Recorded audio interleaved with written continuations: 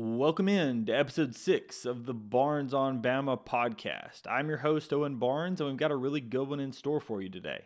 So, going to be breaking down the Ole Miss game that happened on Wednesday night that Alabama was able to win by 15 points after a really bad start, as well as look ahead to the Tennessee game that's going to be happening on Saturday night, as well as talk about College Game Day that's going to be happening on Saturday, as well as it's probably going to be the game that decides the SEC regular season race. So let's get into the show and let's talk Ole Miss. So in that Alabama Ole Miss game, Alabama started incredibly slow. In the first 15 minutes of the game, they had scored just 23 points. They were down by 14, and it was looking very bleak. Alabama ends up going on a 16-5 run to end the half, to only be down 3 at half. It was 42-39 at half. They end up scoring 64 in the second half to end up eclipsing the century mark for the 9th time this season.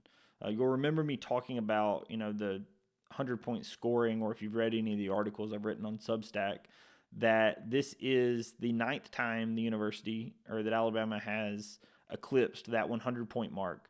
This officially ties the SEC record for 100-point games. That record that they're tying is the 95-96 Kentucky team. And again, they have a few games left to play. So if Alabama can eclipse the 100-point mark another time, this will be the most 100-point games by an SEC team ever. The other thing that's just insanely impressive about that game is you'll remember me saying that they had scored just 23 points in the first 15 minutes of the game. So from the last 25 minutes of the game, Alabama scored 80. Part of that was due to shots falling. Part of that was due to, getting open shots and getting shooters the ball. And part of that was just due to Alabama stepping up on the offensive rebounding. Alabama was not doing well. I talked in the pre-game or the preview of the game about Alabama should be able to have a lot of success in the interior on rebounding because Ole Miss is one of the worst defensive rebounding teams in the country. At the very beginning of the game, Alabama was not doing a very good job on the rebounding. They were also having some issues in transition, and that's the worst of both worlds, right? Usually it's a situation where you're either crashing the glass or you're getting back in transition. Alabama actually had a possession where they didn't crash the glass, they didn't get the rebound, and then Ole Miss had a 2-on-0 for an easy layup, right? So this was a situation where Alabama was getting out-efforted. Ole Miss was playing better defense. Alabama was just missing some shots, but Ole Miss was playing a little bit better defense, and Alabama just did not look like they were ready to play. Cut to that 5-minute stretch, Alabama hits a few threes in a row. Mark Sears hit a big one. Aaron Estrada hit a big one. Grant Nelson hit a big one. They go into halftime just down 3 and then never really looked back. Alabama is then able to stretch it out to a pretty good lead on top of some big Rylan Griffin threes. Rylan ends up hitting 4 threes in the second half. And then as Ole Miss tries to fight back, a huge game out of Davin Cosby. And so I really want to talk about Cosby. He's, as for anybody that may not know, Cosby is a freshman this year. He joined the team last season. He didn't play at all last season. However, he was ejected from a game. If anybody will remember the Iron Bowl of basketball last year, when there was the benches clearing, he actually got ejected from a game that he never actually played in. But, Davin Cosby has played limited minutes this year. He's even had 9 games that he didn't appear in at all. But Davin comes in the absence of Reitzel. Reitzel's out for the 3rd game in a row. And Davin is up to the challenge. He did not replace Reitzel from a defensive standpoint. Davin is still, getting up to speed on the defense and is still working on that side of the ball. However, from an offensive standpoint, Davin is always ready to let it fly. And he goes 5 for 10 from 3. So I thought that was huge off the bench. Nate mentions in the press conference post-game that Davin was playing as Matt Morrell on the scout team and ends up going 11 for 22 as well as playing some better defense. So that was part of the reason, that and the effort that he had showed in practice was part of the reason why he wanted to get Davin into the game early. And you saw Davin around 13 to go in the first half. But then Nate also mentions that those threes in the second half were as big as anything, and Alabama doesn't win the game without those. And I think that really comes to fruition because Davin hit some shots in some big moments where it looked like Ole Miss was going to be able to get a run started to start coming back, and there were just some big game-sealing shots. Really, this was a game of the backcourt because the two other guys that start in the backcourt, and Aaron Estrada and Mark Sears, both had phenomenal games of their own. I've been a fairly outspoken person that both of these guys are really, really good. However, in that Kentucky game, they had just not played up to their standard. Both of them did in this game. Aaron Estrada records the first triple-double since Kyra Lewis and only the fourth ever in Alabama basketball history. He goes 18, 10, and 10 to go with just one turnover on 10 assists. That's phenomenal. And then Mark Sears. Mark Sears ends up dropping 26 points. He has 5 rebounds.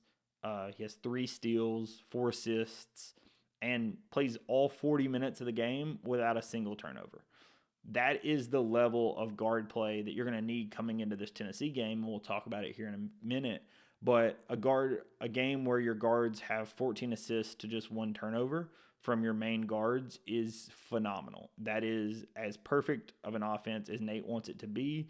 That's keeping everything moving in transition. That's finding the right man. That's exactly the style of offense that Alabama wants to play, and that is Alabama's offense at its absolute finest. So, want to shout out both of those guys. They had as good of games as you could ask for. Mark has his, I believe, 17th, 16th, 17th, 20-point game of the season. So, Mark is on a tear.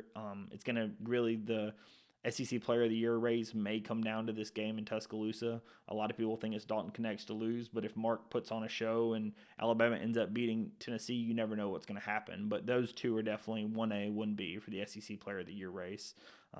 It's going to be a really, really good game on Saturday. So that's really the big things. The other thing I want to mention for the game is Alabama just showed a fight again, similar to the Georgia game. It was a little different because in the Georgia game, it was mostly centered around rebounding. But Alabama showed a fight to come back from 14 down and win the game, and win the game going away. They ended up winning the game by 15 points. So I thought that was really, really big. Having these big wins on the road, showing that they can do it is big. The one thing that I will say about the game that's a little disheartening, and it's something that I talked about in the preview, and I was hoping it wouldn't come to this, but Ole Miss ends up, they close it to a 15-point game, and that's on the back of they had 28 points from Allen Flanigan. Allen Flanigan does end up playing in this game. He is not suspended as many fans expected him to be or assumed was required for him to be per the NCAA guidelines on a fighting act. So it was a little confusing as to how he even played in the game. But Chris Beard decides to suspend him by having him not start in the game. So Allen Flanigan does not get in the starting lineup. The really confusing part to that on me is Allen Flanigan records the third most minutes on the entire team. He played more minutes than the guy who started above him on the team, and he didn't even make it to the first media timeout before he got subbed in. It was just 3 minutes into the game, and Allen Flanigan is back into the game. So it's just super confusing to me how this is allowed to continue. Ole Miss, for as good a game as it was, Allen Flanigan kept Ole Miss in that game, and it was a situation where Allen Flanigan shouldn't even been playing in the game. When you look at the reason that McGee got suspended for Florida, Flanigan should have been suspended for this Alabama game for the exact same reason. Alabama was able to win and win going away in spite of it, but it's still, in my opinion, just a travesty by the SEC and by the NCAA that they even allowed him to play in this game, because per the letter of the law, based on the NCAA guidelines, if you commit a fighting act, you're supposed to be suspended for the next game. It doesn't matter if you were assessed a flagrant 2 during the game that happened or not. You're supposed to be suspended. So the fact that he even played in this game is really disheartening. But, Alabama wins going away. There were a few more fouls in the second half than you would ideally want. Ole Miss lived at the free throw line. That is something you're going to want to watch for this Tennessee game. It's something that Alabama had issues with earlier in the season. And, it seems to have been getting a little better where they weren't fouling quite at the same level. Part of that's due to the rotations that they're doing down low with limiting McGee's minutes. And, Pringle's been doing a little better at not committing quite as many fouls. So that is kind of where you've seen some success. But that is something to watch for going forward, hoping that the foul numbers don't creep up like they have been doing. So that's really all I have for the Ole Miss game. It was a really good game. The fact that Alabama was able to come back, they limited turnovers. They got better rebounding. They ended up winning the rebounding battle, even though they were down, I believe, 6 or 7 at the half. It's a really, really good end of the game, really good final 25 minutes to be able to score 80 points. You're a little concerned at the lackluster start in Oxford, and it really concerns me for the game in Gainesville coming up next midweek on Tuesday. We'll talk about that one in the next podcast, but that game does concern me just due to Alabama, how they've been playing on the road. But before we skip ahead to that one, we've got a really, really big one that's happening on Saturday. So let's talk about that one. So first things first, on Saturday, we've got a full slate of affairs. Beginning on Saturday, Alabama hosts its first ever college game day. College Game Day is going to be live from Coleman Coliseum at 11 Central. The university has released some information about what that looks like. What I'm seeing is the doors open for students at 9:30. The doors open for public at 10. Game day starts at 11, and then the game starts at 7. And the doors will reopen for the actual game at 5:30. So normal reopening procedures as it always is. The only part that really changes is the fact that game day is going to be in advance of the game that morning, and it is open to the public. You do not have to have a ticket to the game to attend game day. However, if you are a student and you are attending game day and you are getting there, the first 2,000 students are going to be receiving a wristband, and they are going to be getting priority entry into the game that night, right? So those that are at college game day are going to be getting a wristband, and then the wristband is going to be giving you access to the game that night and priority entry into the game. So that's huge. It is a whiteout, so wear white. This is going to be one of the best environments that we've had in Tuscaloosa in possibly ever. This is Alabama's first college game day. This game, for all intents and purposes, very well may decide the SEC regular season. Alabama and Tennessee are currently tied, with Tennessee having the current tiebreaker over Alabama. However, not sure if anybody is aware, the SEC does not do tiebreakers for the regular season title. So what I mean by that is if Alabama and Tennessee finish with the same record in conference, they will share the SEC title. So they will get a share of the SEC regular season title. Now, depending upon tiebreakers, that will determine the seeding for the SEC tournament. But Alabama can still win a share of the SEC tournament, and it would go a long way winning this game, especially having a really tough one coming up next week in Gainesville, like I mentioned earlier. So when we're looking at the Tennessee game, I think that there's the first person you have to look at is Dalton Knecht. Dalton Knecht has 39 against Auburn. I mentioned him earlier. He's in the running for the SEC Player of the Year. He has been scoring at another level and is probably going to be the top college player taken in the NBA draft. He has shot up draft boards. He's just a do-it-all, has done everything that Kentucky needs, and at times can put the team on his back. I think I saw a stat that he ends up outscoring Auburn in the final 11 minutes. Knecht had 25 and Auburn only had 21. Right? So this is a situation where he is the best player on the floor most games that he plays in, and at times he can take over a game and prove that he's that best player on the floor. However, one thing where Alabama had some success in game one is Knecht did not shoot at the level that he is capable of. He ends up only going 1 for 6 from 3, and he didn't play quite as much as he's played in some other games because Tennessee got up so much early. But this is a situation where Knecht has not been as good on the road. One of his worst shooting performances of the year was against Missouri on the road a couple of weeks ago. And, as well, he just has not shot at the same level on the road as he has at home. That's not to say he doesn't have the ability. He absolutely does. And there have been some games on the road that he did really well, namely the Arkansas game. But this is a situation where Dalton Connect has to be your, number one option. What do we do to stop Dalton Connect? In my opinion, some of this is a situation of Dalton Connect is going to get his points, and Dalton Connect himself probably isn't going to be the one to beat you. It's the rest of the guys at Tennessee, right? In that first game, Connect ends up with his points, but what ends up costing Alabama in that first game is Jonas Adu and Gainey end up both having really big games, and that was really what ends up doing Alabama in game one. Is it was not the scoring by Connect, it was really the scoring by all the pieces around him, right? Just having one player that can get their points isn't the issue, because Alabama has the ability to score with them. The issue entails when the rest of the team, goes up to that person's level. In my opinion, the player to watch in the game is Jonas Adu for Tennessee. He is somebody that has been on a tear over the last few games. I've got it here in front of me. Over the last 5 games, he has scored 23 against Arkansas, 11 against Vandy, 14 against Missouri, 18 against A&M, and 14 against Auburn. Rebounding numbers of 7, 14, 4, 8, 12. Has multiple blocks in these games. It looks like he had 11 blocks in those 5 games. That was something that hurt Alabama in game 1. Adu ends up having 19 points and 4 blocks. He was really the key to the first half of that Alabama game. Alabama really didn't have any way to defend him. He got Grant Nelson in foul trouble early. Grant Nelson only plays 17 minutes and fouls out. A lot of that has to do with how Jonas Adu was playing in the interior.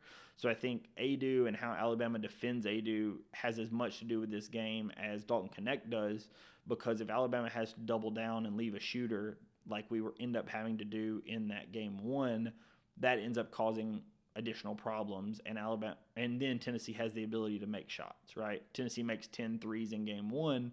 A lot of that has to do with how we're having to try to defend Adu, and it then leaves open shooters. Gainey ends up having a really good game, and it kind of goes on from there. The other really, really big piece, and probably the most important part of this game, is how well does Alabama hang on to the basketball. Alabama has been much better at home in turnovers and block shots, or not letting opponents block their shots and not giving up turnovers as they have been on the road. This was a massive, massive issue in game 1. In game 1, Sears has 7 turnovers. Griffin has 6 turnovers. Tennessee creates 15 steals. Tennessee was always outrunning in transition. And Alabama ran into the issue that we were just beating ourselves by how many empty possessions we were giving and how many easy possessions we were giving to Tennessee for them to just run in the flow of their offense, right? We gave up 15 steals on 20. We also gave up 22 full turnovers, and then there were 6 blocks, right? Nate talks about the blocks at the rims are sometimes just as bad as a steal, because that block ends up happening and it gives it to the opposing team, or it gives it to the opposing team, which they can then run out and transition the same as a steal, right? So that was a huge issue in game 1. This is something that Alabama has been a little bit better at in Coleman than they have been on the road. It has to be better in this game if Alabama wants to win. 22 turnovers, 15 steals is not something that will win this Tennessee game. I don't care how good your offense is playing, right? This is a situation where it brings your offense to a halt. It gets you out of your flow. It gets you out of transition like Alabama wants to play, and it's just not a recipe for success. The other big part of the game was in game 1, Alabama only shoots 4 of 21 from 3. Tennessee did a really, really good job of running Alabama off the three-point line, and on top of that, they did a really good job of not allowing Alabama to just get easy assists. Alabama has the most success when they're assisting on all their baskets, right? I just talked about in that Ole Miss game, Alabama gets 14 assists to 1 turnover from their main 2 guards. Well, in game one against Tennessee, Alabama had just 9 assists. 9 assists for a game is nowhere near the number that Nate Oates is looking for, and that is not the offense moving and flowing at the direction that it wants to be flowing in. Versus Tennessee on the opposite end, because of all the steals, because of the blocks, because of their ability to flow in transition, Tennessee ends up having 21 turnovers. So the as much as the turnovers have to do with this game, I think that the assist number has a huge piece to do with this game, because the assist piece is going to tell you how well the offenses are flowing in transition. Is Alabama, being there on the catch? Is Tennessee there on the catch?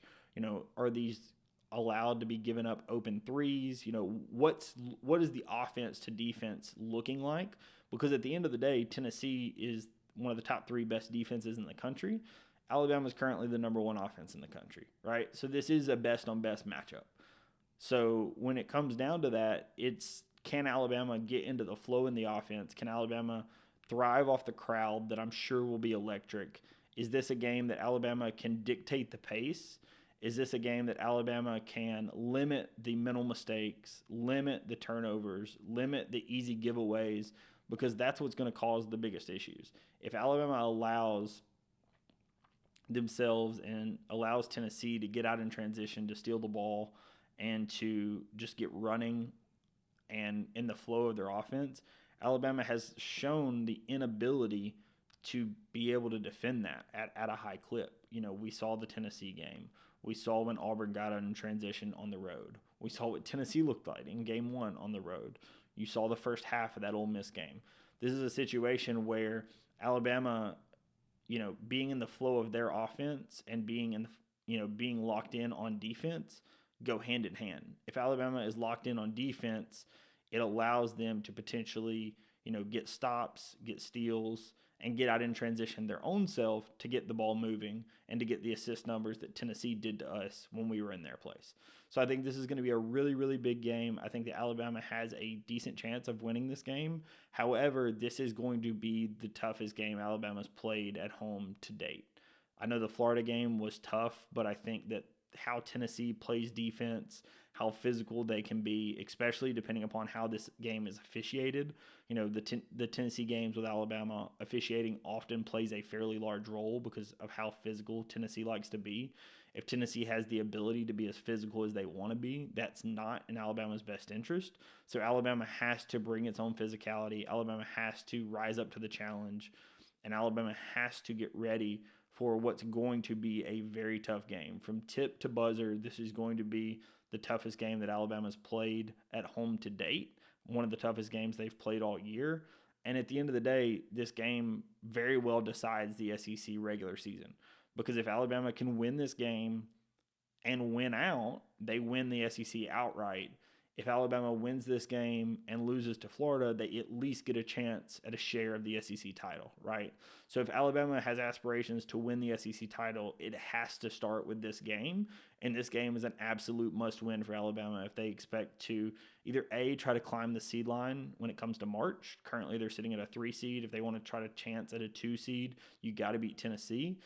Also, if they want to try to win the SEC outright or have a share of the SEC title, it starts with this game, because you're at a huge detriment. Tennessee wins this game, and then you have to go into Gainesville and you have to hope Tennessee drops another game, right? Because at the end of the day, right now, you're neck and neck. If you get the winner gets the leg up in the SEC championship race. So that's all we've got for today. It's going to be a really big one in Coleman on Saturday. Hope that everyone that has a ticket or can get a ticket is there. Game day is going to be electric. I'm sure the atmosphere will be awesome. I will be at the game. I will also be at game day. So if anybody's curious about meeting up, wants to hang out, talk, please feel free to reach out. Shoot me a message on Twitter and reach out, and I'm happy to discuss or, see you at the game. It's going to be a really big one in Coleman. One of the bigger home games that we have left. Only one more home game left with Arkansas. So, this is a big one. I'm glad that, Alabama gets the rematch at home. because it's in our best interest, and Alabama has played really, really well at home. They have one of the best home winning streaks in the country in SEC play. So this is a situation where I think the home crowd can bring Alabama to victory. So that is all I have for the show today. If anybody has any questions, comments, concerns, please feel free to drop them in the comments or shoot me a message on Twitter, Substack, or however you find this content. If you do enjoy, please like, subscribe, share it with a friend, and let me know what you're interested in seeing. There will be some additional content as it comes to basketball and football as the season drags on. So please reach out if you're curious of anything specific. But if not, I hope y'all have a great rest of the day, and I'll see you. Peace.